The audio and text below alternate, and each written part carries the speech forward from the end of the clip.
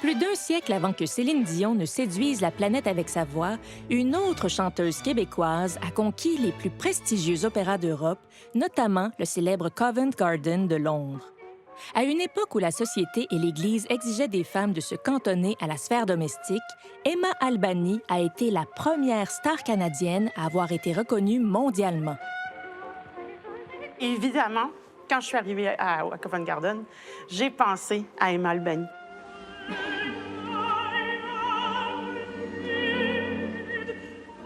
Marie-Nicole Lemieux est une contralto québécoise de renommée internationale.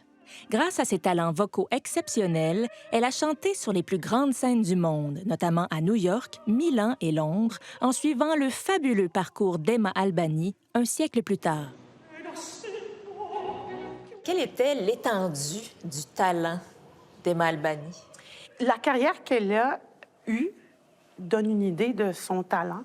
Je crois sincèrement que son timbre était vraiment très beau. Donc, si elle chantait aujourd'hui, elle aurait une très belle carrière aussi, mais probablement que le style avec lequel elle chante serait différent. Mais surtout la longévité, qu'elle a chanté très longtemps. Donc ça, encore, c'est un indice qu'elle chantait bien. C'est toute une vie consacrée au chant. Donc, je me reconnais un peu en elle. Je dis pas que je chante merveilleusement bien, là, c'est pas ça, mais... Paraît que vous êtes pas pire. Ah!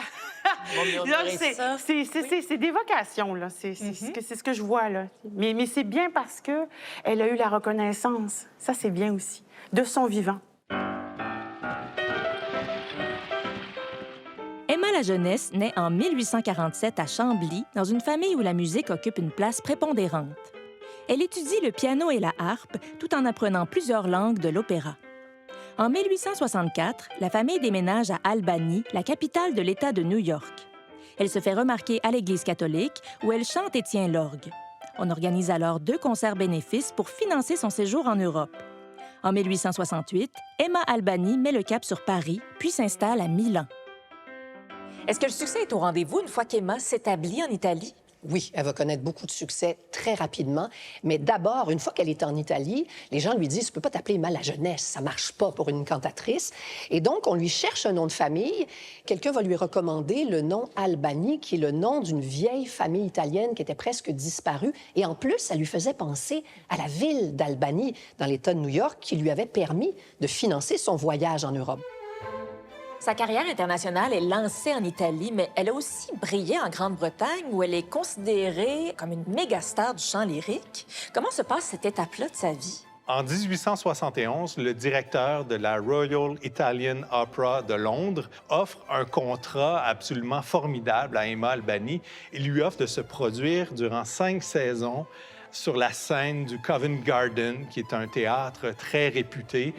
Et là, pour elle, c'est la chance d'une vie. Mais on avait vu le succès qu'elle avait connu en Sicile, en Italie. Donc, c'était normal qu'on lui offre ce genre d'occasion-là. Et elle va être la première Canadienne à fouler les planches du Covent Garden. Donc ça, c'est très important. C'est une première. Et là, elle va se retrouver là durant 20 saisons à partir de 1872.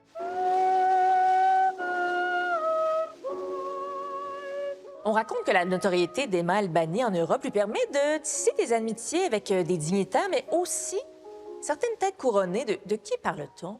La reine Victoria. Vous imaginez Emma la Jeunesse, petite fille de Chambly, qui tisse des liens d'amitié avec la personne la plus puissante au monde, la reine Victoria. Elle lui offre à un moment donné un collier de perles qu'elle va porter presque toute sa vie. On la voit d'ailleurs sur des photos avec ce collier de perles. Et à un moment donné, après un concert, elle dit à la reine comme ça, tout bonnement, « Madame la reine, si ça vous tente, venez chez moi prendre un bon thé. » Et à un moment donné, elle est chez elle, elle reçoit un télégramme de son assistante qui lui dit « La reine s'en vient, elle sera là à 3 heures. » L'après-midi, elle dit « Nous pensions juste à faire du ménage. » Mais elle dit « Heureusement, j'avais du bon thé. » Donc, c'est quand même quelque chose d'assez surprenant, donc, cette amitié-là. Et c'est peut-être pas si étonnant, dans le fond, qu'au moment de son décès, c'est à Emma Albany qu'on fait appel pour chanter à ses funérailles. Et comment se passe le grand retour d'Emma Albany en terre natale? C'est un grand retour. En fait, ça faisait 20 ans qu'on ne l'avait pas vue ici au Québec parce qu'elle était partie faire son éducation musicale, puis ensuite, c'était les grandes capitales. Donc, elle revient en 1883, et là, on est à la gare Bonaventure. Il y a 10 000 personnes qui l'attendent, on l'acclame, et ensuite, Elle va monter sur une voiture tirée par 4 chevaux. Derrière, il y a une procession. Il y a l'orchestre du Parc Summer derrière qui joue de la musique. Et on se rend comme ça en convoi jusqu'à l'hôtel Windsor. Et là, à l'hôtel Windsor, la foule est tellement compacte que Emma Albany n'arrive pas à mettre pied par terre et à se frayer un chemin. Donc, ce qu'on fait, c'est qu'on la porte dans les airs. Hein? Et là, ça devient une espèce de séance de body surfing jusqu'à son hôtel. Donc, 100 ans avant la lettre, avant les concerts rock et les festivals, tout ça, on avait Emma Albany portée dans les airs à Montréal. C'était quand même un grand retour. Je l'imagine arriver dans sa chambre d'hôtel puis se commander du poulet. Je suis enfin, je suis arrivée. J'ai entendu dire que la question de la nationalité de la soprano québécoise donnait lieu à toutes sortes de moments cocasses. Pourquoi?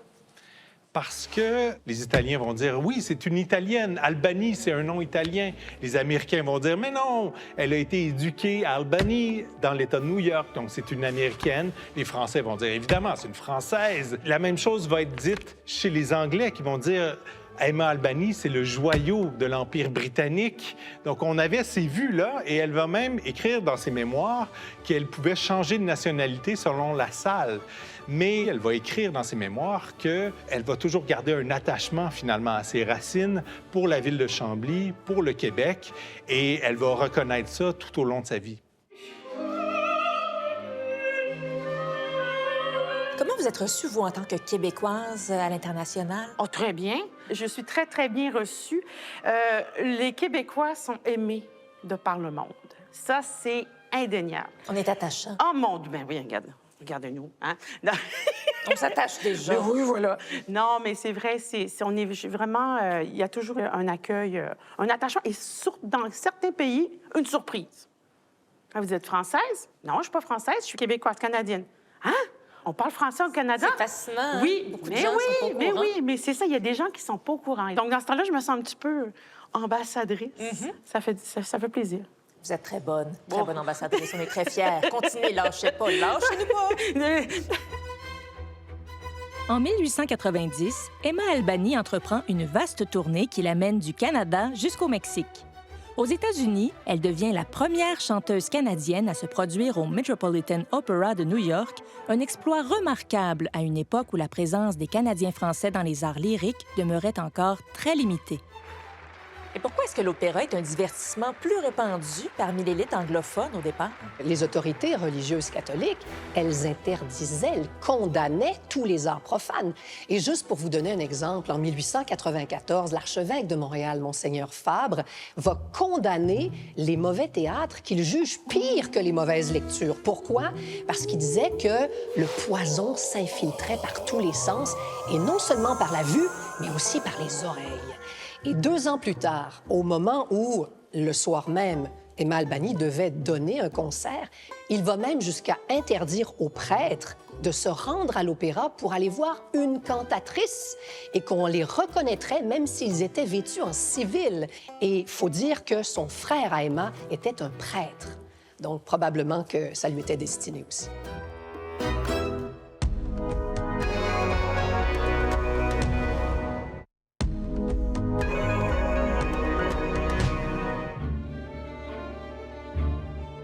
À la fin de sa carrière, Emma Albany est au bord de la faillite personnelle. Pour joindre les deux bouts, elle repart en tournée, donne des cours de chant et joue au music hall, spectacle de variété jugé inapproprié à l'époque pour une cantatrice. En 1925, ses déboires financiers sont si catastrophiques qu'on organise un concert bénéfice à Covent Garden. Au Québec, les villes de Montréal et Chambly font de même pour la soutenir. Emma Albany meurt 5 ans plus tard, en 1930, à l'âge de 82 ans. Qu'est-ce qu'on peut retenir du legs de cet artiste méconnu qui a pourtant été une grande vedette? Ce qu'elle a accompli, Emma la jeunesse, c'est absolument extraordinaire. Partir d'un petit milieu modeste, d'un village comme Chambly et finir sur les plus grandes scènes du monde, imaginez, à une époque où elle a été au sommet, où ça n'existait pas les albums. Il n'y avait pas de disque, ça n'existait pas un démo pour te faire connaître. Et c'est une petite fille de Chambly qui a réussi cet exploit-là. Est-ce que vous trouvez qu'on valorise assez le chant lyrique et l'opéra au Québec? La culture en général, non. Je trouve que On n'entend plus de musique classique. Je ne veux pas parler juste du chant, mais de la musique classique, pas assez. Soyons clairs, là. J'écoute de la techno, j'écoute du country, j'écoute de la chanson française, j'écoute de tout. Mais c'est ça, on compartimente tout. La musique classique passe dans la trappe parce qu'on se dit « Ah non, non, ça, c'est pour les riches. » Ça fait partie de notre histoire, la musique classique. L'histoire humaine. Et c'est vrai que c'est pas associé à l'histoire québécoise. C'est vrai. Mais ça fait partie de l'histoire de l'humanité.